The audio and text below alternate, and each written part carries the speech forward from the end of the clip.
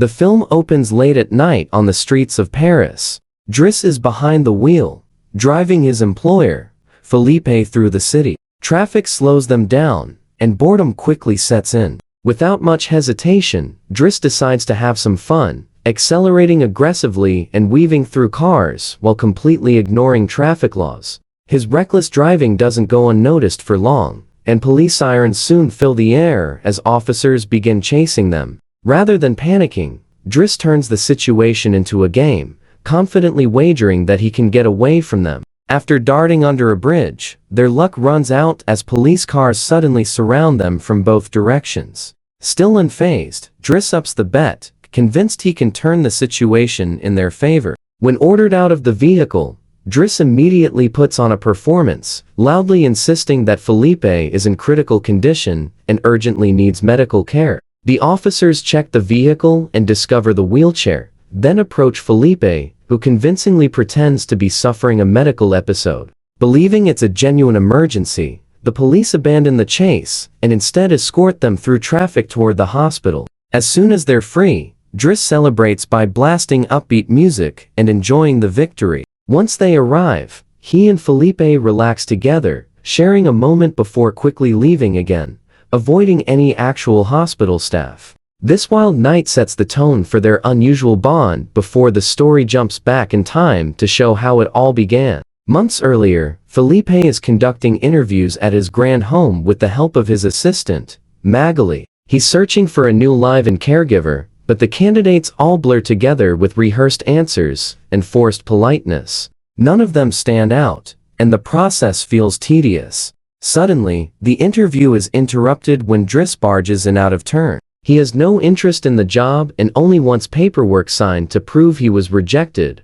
allowing him to keep collecting unemployment benefits. His blunt attitude and lack of respect shock everyone, including his inappropriate flirting with Magali. Instead of being offended, Felipe finds Driss refreshing and amusing, asking him to return the next day. Driss heads back to his cramped apartment in a rough neighborhood, where chaos is the norm. He struggles to find privacy, even for a simple bath, constantly interrupted by his younger siblings. His sister Mina steps in to help, showing she's more responsible than the rest. While waiting for their mother, Driss notices his cousin Adama getting out of a suspicious car. Adama brushes off questions and leaves again quickly, raising Driss's concerns. Later that evening, their mother arrives. Driss gives her a stolen luxury item as a gift and casually lies about where he's been. She isn't impressed. After months of silence and disappearing without explanation, she's had enough and throws him out, refusing to let him treat her home like a temporary stop.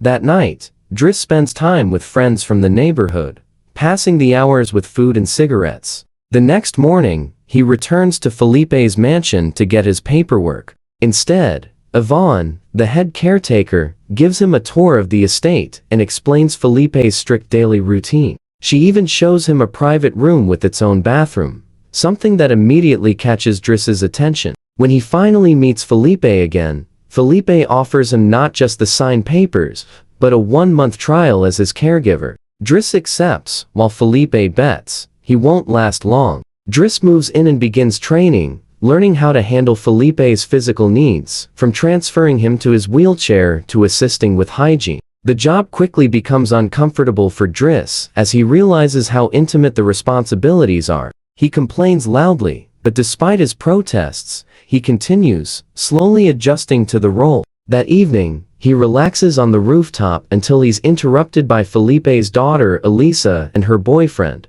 whom he promptly sends away. Over time, Driss adapts to the routine. He makes mistakes, like mishandling the phone or forgetting important equipment, but learns quickly. He sorts Felipe's mail, noticing a collection of private letters he's told not to open. When he comes across escort advertisements, he saves them instead of discarding them. Driss enjoys the perks of his new lifestyle, even if he doesn't take everything seriously. He continues flirting with Magali unsuccessfully, and occasionally invites company over. One morning, An discovers weapons in his belongings, quietly taking note. When tasked with driving Felipe, Driss refuses to treat him like cargo and chooses a luxury car instead.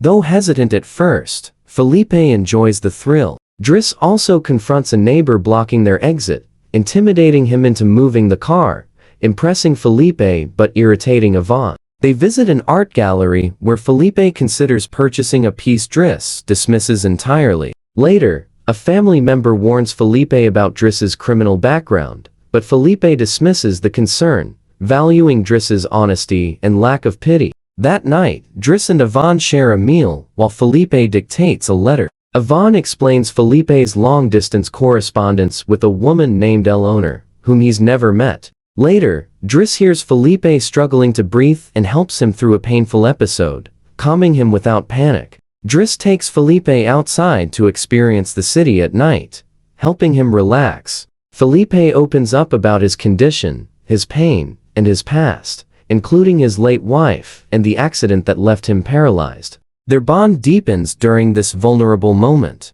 Time passes, and Driss officially completes his trial period. Felipe hires him permanently, asking only that Driss return a stolen keepsake tied to his late wife. Driss attempts to reconnect with his family, confronting concerns about Adama's dangerous path. Encouraged by Driss, Felipe finally speaks to Eleanor on the phone. Their relationship progresses, leading to plans to meet. Driss continues pushing boundaries, painting artwork that Felipe unexpectedly admires and sells for a high price. Felipe's birthday arrives with a formal gathering, but Driss brings energy to the event, turning it into a lively celebration. Later, Felipe receives a photo from Eleanor, confirming their meeting. On the day of the date, Felipe waits, but Eleanor arrives late, and Felipe leaves before seeing her. That night, Felipe rewards Driss for his friendship with the trip and financial support.